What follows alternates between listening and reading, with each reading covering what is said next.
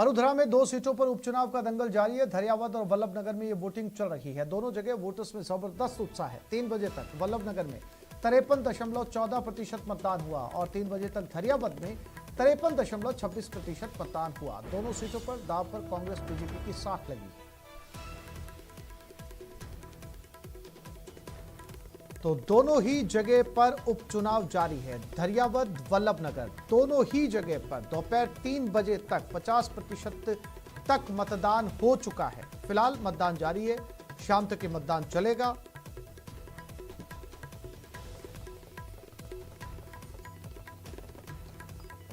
(53.14% मतदान वल्लभनगर में 3 बजे तक और धरियावद में 53.26% मतदान।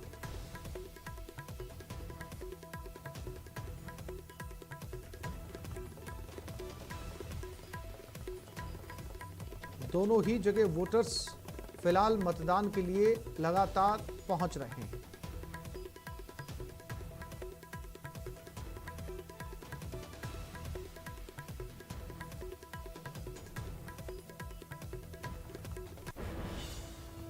वल्लभनगर विधानसभा उपचुनाव के लिए आज हुए मतदान के दौरान राजनीतिक हार जीत के कयासों के बीच बड़ी खामोशी के साथ कुछ लोगों के हौसले और जीवन के प्रति सकारात्मक दृष्टिकोण की इबारत लिखी गई। जी हां, उपचुनाव में इस बार बूथ नंबर 235 सबसे खास रहा। चुनाव आयोग के नवाचार के तहत इस मतदान केंद्र पर सभी दिव्यांग कर्मचारियों को नियुक्त किया गया। इसका मकसद दिव्यांगों को लेकर समाज की सोच को बदलना है।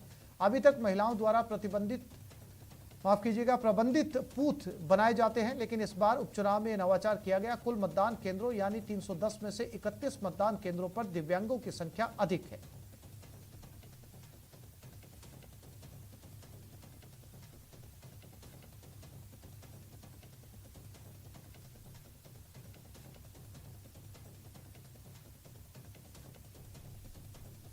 और ये खबर नवगठित नगर पालिकाओं से जुड़ी हुई है। 26 पालिकाओं के लिए 2525 पदों का सृजन हुआ। सीएम गहलोत ने प्रस्ताव को मंजूरी दे दी। नई पालिकाओं में कार्यों का सुचारू संचालन होगा। युवाओं को रोजगार के अवसर उपलब्ध होंगे। सफाई कर्मचारी के 2114 पद शामिल हैं। और इसी खबर पर ज्यादा जानकारी के लिए बात करते हैं हमारे संवाददाता दिनेश शर्मा के साथ। सीएम गहलोत ने, दिनेश, एक बड़े प्रस्ताव को मंजूरी दे दी है और कयास ये लगाए जा रहे हैं कि इस मंजूरी के बाद में रोजगार का मार्ग जो है वो प्रशस्त होगा। 2114 पद शामिल किए गए। दिनेश। बिल्कुल आसिफ, देखिए करीब 2500 से ज्यादा पदों पर ये भर्तियां होंगी और 26 जो नगर पालिकाएं हैं ये नई बनी हैं। अलग अलग सालों में इनका गठन हुआ है। 2020-21 का जो बजट था उसमें 17 नई नगर पालिकाएं बनी है और इसके साथ ही पिछले के सालों में 2013-14 में बनी है 5 नगर पालिकाएं और एक जो नगर पालिका है वो 2016-17 में बनी है। तो ये जो नई नगर पालिकाएं बनी है इनमें नए पदों के सृजन को मंजूरी सीएम अशोक गहलोत ने दी है।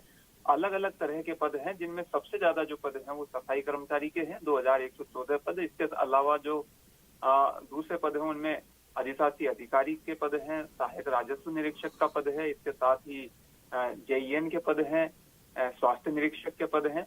तो करीब ये जो पद हैं जो मैंने अभी गिनाए ये 26 पद हैं। इसके साथ ही कनिष्ठ सहायक के 52 पद हैं, फोर्थ क्लास के 78 पद हैं और चौकीदार के 26 पद हैं। तो ये तमाम जो पद हैं इन पर सफाई की प्रक्रिया आगे बढ़ेगी और ये जब प्रक्रिया जी दिनेश, जी दिनेश, आप बने रहिएगा, मैं फिर से आपके पास लौट रहा हूं। एक और खबर बता दें दर्शकों को, राजस्थान रिफाइनरी को रफ्तार मिलेगी। 150 करोड़ अतिरिक्त बजट की मंजूरी दे दी गई है। मुख्यमंत्री अशोक गहलोत ने यह मंजूरी दी है। रिफाइनरी के कार्य को अब गति मिलेगी, प्रोजेक्ट समय पूरा हो सकेगा। इसी को लेकर सीएम गहलोत ने ट्वीट कर लिखा है, एचपीसीएल राजस्थान रिफाइनरी लिमिटेड की अंश पूंजी में राज्य सरकार की 26% हिस्सेदारी के तहत 260 करोड़ रुपए के भुगतान पर सहमति देते हुए 150 करोड़ रुपए के अतिरिक्त बजट प्रावधान को मंजूरी दी है। दिनेश बने हुए हैं हमारे साथ। दिनेश, अब जब बजट को बढ़ा दिया गया है या फिर अतिरिक्त बजट जो है 150 करोड़ रुपए की घोषणा कर दी गई है, सीएम गहलोत ने इसे मंजूरी दे दी गई, अब इस रिफाइनरी को माना जा रहा है कि रफ्तार मिलेगी? बिल्कुल, देखिए राज्य सरकार ये चाहती है कि रिफाइनरी का काम जल्द से जल्द पूरा हो और मुख्यमंत्री अशोक गहलोत खुद लगातार जो रिफाइनरी के काम है उसकी मॉनिटरिंग कर रहे हैं। बार बार समीक्षा बैठक उन्होंने ली है, पिछले दिनों भी कई समीक्षा बैठक ली और बार बार ये निर्देश दिए कि रिफाइनरी का काम जल्द से जल्द पूरा हो ताकि प्रदेश को उसका पूरा फायदा मिल पाए और यहाँ के जो युवा हैं उन्हें रोजगार भी मिल पाए। तो राज्य सरकार, क्योंकि राज्य सरकार की जो अंश पूंजी है इसमें 26% रहने वाली है हिस्सेदारी, उसके तहत आज ये मंजूरी दी गई है। 150 करोड़ रुपए की अतिरिक्त बजट को मंजूरी दी गई है, जिसमें ये जो बजट जब मंजूर होगा रिफाइनरी के लिए तो जाहिर तौर पर रिफाइनरी का जो काम है वो आगे बढ़ेगा। जो भी कार्य अभी चल रहे हैं उनको गति मिलेगी और प्रोजेक्ट जो समय पर पूरा करने का लक्ष्य राज्य सरकार लेकर चल रही है उसे जो है कहीं ना कहीं पूरा होने में मदद मिलेगी। तो 260 करोड़ रुपए का भुगतान किया जाना है अंश पूंजी के तहत, जिसके तहत आज ये मंजूरी जो दी गई है 150 करोड़ रुपए की। और आगे भी जो शेष राशि है उसका भुगतान जो है वो राज्य सरकार की ओर से किया जाएगा। तो ये बड़ी मंजूरी है और जाहिर तौर पर इससे जो है रिफाइनरी के कामकाज को आगे गति मिलेगी। और रिफाइनरी जो है एक सपना है राजस्थान के लिहाज से अगर देखा जाए तो राज्य सरकार भी ये चाहती है कि जल्दी अगर इसका काम पूरा होगा तो इससे कई लाभ राजस्थान को मिलेंगे, चाहे वो राजस्व में उससे बढ़ोतरी होगी, चाहे वो युवाओं के रोजगार की दृष्टि से हो, चाहे उद्योग की दृष्टि से हो, प्रदेश में उद्योग को बढ़ावा देने के मकसद से। तो ये तमाम मकसद जो है वो राज्य सरकार चाहती है कि जल्द से जल्द हल हो और इसीलिए राज्य सरकार का पूरा फोकस है रिफाइनरी पर। जी दिनेश, जानकारी के लिए आपका धन्यवाद। और रिफाइनरी को लेकर सीएम गहलोत ने ट्वीट कर लिखा है, एचपीसीएल राजस्थान रिफाइनरी लिमिटेड की अंश पूंजी में राज्य सरकार की 26% हिस्सेदारी के तहत 260 करोड़ रुपए के भुगतान पर सहमति देते हुए 150 करोड़ रुपए के अतिरिक्त बजट प्रावधान को मंजूरी दी है। इस मंजूरी से राजस्थान रिफाइनरी के कार्य को गति मिलेगी और प्रोजेक्ट समय पर पूरा हो सकेगा। राज्य सरकार राजस्थान के विकास की दृष्टि से महत्वपूर्ण इस परियोजना को शीघ्र पूरा किए जाने को लेकर संकल्पबद्ध है।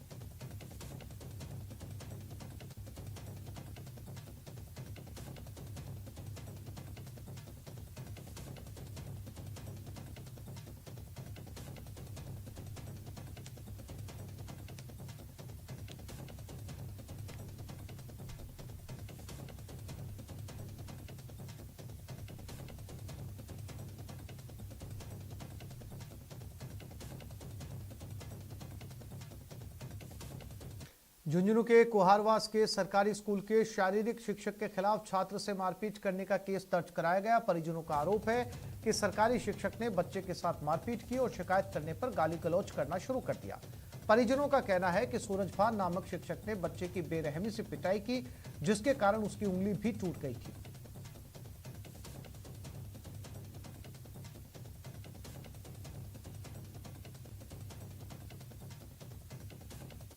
मेरे को लंच टाइम में मैं बाहर खड़ा था, एक लड़के ने पीछे से आके मेरे पीटे।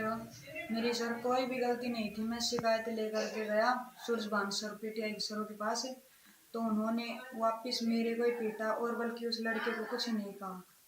की बात है 3 बार ये बच्चों को पहले भी 2 बार मारी, इतनी लीड पाड़ दी बच्चों को 2 बार। जब मैं खुल गई मैं सोची कोई बात नहीं, लीड ये बच्चा है ऐसे ही करता हूँ। फिर तीसरा मारी है इस बच्चों के, तीसरे की बहुत मार की पीट करी है। फिर मास्टर पकड़ लिया, वो मेरे घर मारने बच्चे पास गला हो गया। हां इन्होंने पकड़ लिया सारा, वो ऊपर का बच्चा मारने खातिर। हां क्या मारा था तने? मैंने कहने गई जहां खातिर दे दे, बोल जब मार दे तो केवल मैं लेके हॉस्पिटल में जा। मेरे दौसा शहर के जंबूरा की ठाणी में आज जमीन विवाद को लेकर 2 गुटों में खूनी संघर्ष हो गया, जिसमें दोनों पक्षों ने लाठी पत्थर के साथ धारदार हथियारों का इस्तेमाल किया। संघर्ष में दोनों पक्षों के 8 लोग घायल हो गए। संघर्ष की सूचना पर कोतवाली थाना पुलिस मौके पर पहुंची और घायलों को दौसा जिला अस्पताल में भर्ती करवाया गया। पुलिस पूरे मामले की जांच में जुटी हुई है। बताया जा रहा है कि जिस जमीन को लेकर विवाद हुआ उस पर 3 सगे भाई अपना हक जता रहे थे। पापा और मेरे पापा 3 भाई है, उसमें से एक भाई है वो कब्जा करना चाहता है खुद ज़मीन पे। तो मेरे बड़े पापा और छोटे मेरे पापा दोनों ज़मीन पे मतलब बांधने गए थे, लेकिन छोटे वाले पापा का कब्जा करना चाहता है, इस वजह से उसने बांधी नहीं थी ज़मीन को। हाँ, यहाँ पे 8 लोग आए हैं, घायल हैं और झमूरा की ढाणी से आए हैं और कोई ज़मीनी विवाद है उसकी वजह से आए हैं और उनका इलाज चल रहा है। इनके आपस में ज़मीन के विवाद को लेकर लड़ाई झगड़ा हुआ था, बंटवारे को लेकर, जिसमें घायलों का इलाज चल रहा है। कितने घायल हैं? 8 व्यक्तियों के चोट आई हैं जिनका इलाज चल रहा है। ये खबर करौली से है। सुरौठ थाना क्षेत्र के बेरखेड़ा गांव में जमीन विवाद को लेकर दो पक्षों में लाठी भाटा जंग हो गई। झगड़े में एक पक्ष की 2 महिलाएं सहित 9 लोग घायल हो गए। घायलों को हिंडौन जिला अस्पताल में भर्ती करवाया गया। पुलिस पड़ताल में जुटी है।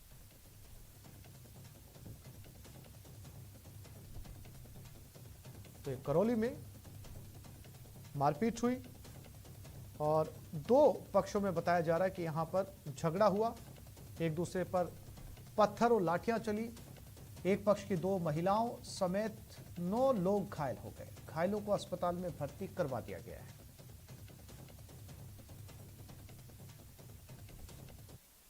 और अब बात अजमेर की। जिले के नसीराबाद में एक युवक ने डिग्गी में कूदकर खुदकुशी कर ली। घटना का सीसीटीवी फुटेज भी सामने आया।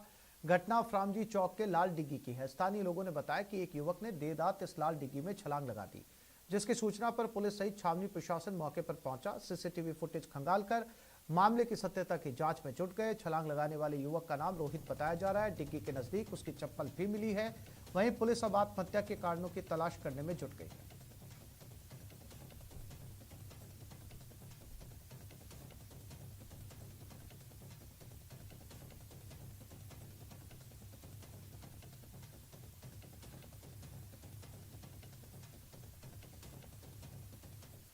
ये खबर भीलवाड़ा जिले के बिजोलिया थाना क्षेत्र से है, जहां 10 साल की मासूम से दुष्कर्म के आरोपी को कोर्ट ने उम्र कैद की सजा सुनाई। विशिष्ट न्यायाधीश पॉक्सो कोर्ट ने यह सजा सुनाई है। साथ ही 35,000 रुपए का अर्थदंड भी लगाया है। बता दें कि पिछले साल दिसंबर में आरोपी मासूम बच्ची को चॉकलेट दिलाने के बहाने मोटरसाइकिल पर बिठाकर जंगल में ले गया था, जहां आरोपी ने उसके साथ दुष्कर्म की वारदात को अंजाम दिया। वहीं मासूम जब रोते हुए घर पहुंची तो घटना की जानकारी परिजनों को मिली, जिसके बाद रिपोर्ट पर पुलिस ने आरोपी को गिरफ्तार किया, जिस पर फैसला लेते हुए पॉक्सो कोर्ट ने आरोपी को उम्र कैद की सजा सुनाई है। 27/12/2020 को थाना बिजोलिया में प्रार्थी उपस्थित होकर एक रिपोर्ट इस आशय की पेश की कि उसकी भतीजी को अभियुक्त हीरानाथ बेला चॉकलेट दिलाने के बहाने बेला फुसलाकर ले गया और उसके साथ दुष्कर्म कारित किया, जिस पर थाना बिजोलिया द्वारा त्वरित अनुसंधान करते हुए एक चालान जो न्यायालय श्रीमान में पेश किया गया, जिस पर न्यायालय श्रीमान द्वारा आज अभियुक्त हीरानाथ को आजीवन कारावास अर्थात मृत्यु पर्यंत तक कारावास की सजा से दंडित किया गया तथा 35,000 रुपये जुर्माने से दंडित किया गया।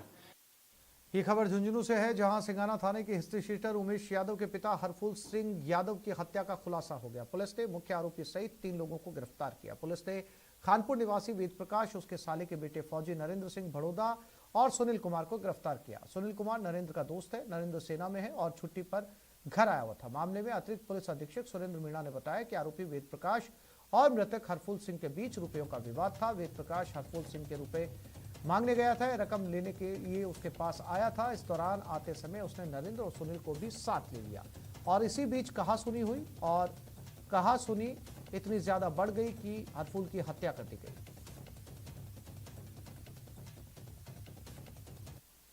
हरफुल सिंह यादव की हत्या हो गई थी, जिस पर श्रीमान एसपी साहब ने तुरंत ही ज्ञान सिंह डीवाईएसपी बोहना, एसएचओ सिंगाना व रंजीत डीएसटी इंचार्ज के नेतृत्व में टीम गठित की गई, जिन्होंने अथक प्रयास करके मेहनत करके और आज तीनों मुलजिमान को 72 घंटे के अंदर ही गिरफ्तार। वैक्सीनेशन को लेकर लोगों को जागरूक करने के लिए सीएम ने एक बार फिर लोगों से अपील की है। सीएम ने ट्वीट कर लिखा है कि ये देखने में आया है कि बड़ी संख्या में लोगों ने वैक्सीन की सिर्फ 1 डोज ली है। ये ठीक नहीं है। विश्व भर के विशेषज्ञों की राय है कि कोविड से पूरी सुरक्षा के लिए वैक्सीन की दोनों डोज जरूरी है, इसलिए बिल्कुल लापरवाही ना बरतें और वैक्सीन की दोनों डोज जरूर लगवाएं।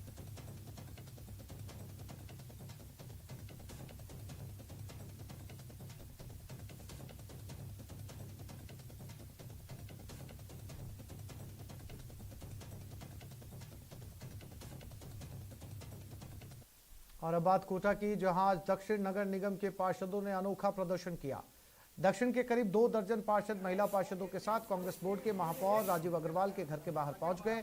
हाथों में झाड़ू लिए पार्षदों ने पूरे इलाके में झाड़ू लगाकर सफाई की। दरअसल ये पार्षद कोटा दक्षिण इलाके में सफाई व्यवस्था को लेकर सवाल खड़ा कर रहे थे, जिसे लेकर निगम के पार्षदों ने महापौर के सामने अपना विरोध जताया। इतना ही नहीं, भाजपा पार्षदों ने सफाई व्यवस्था में सुधार नहीं होने पर दिवाली के बाद आंदोलन की चेतावनी भी दी।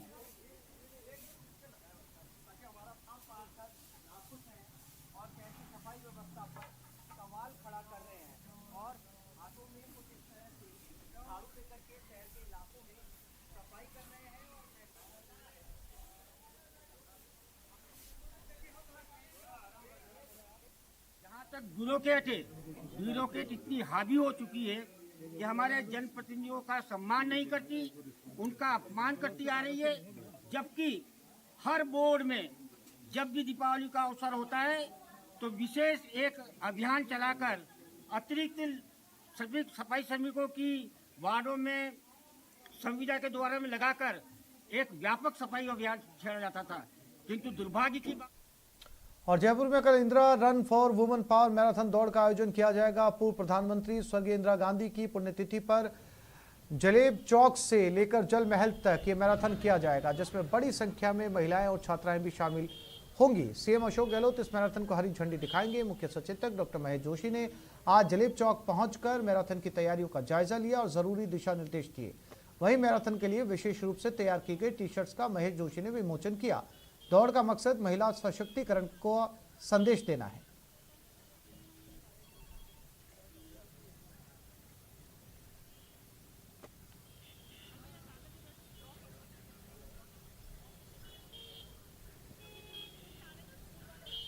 लोगों को महिलाओं को आगे लेकर आना चाहिए, महिलाओं को उनके अधिकार मिलने चाहिए, महिलाओं की मजबूती समाज की मजबूती होती है, ये संदेश हम देना चाहते हैं।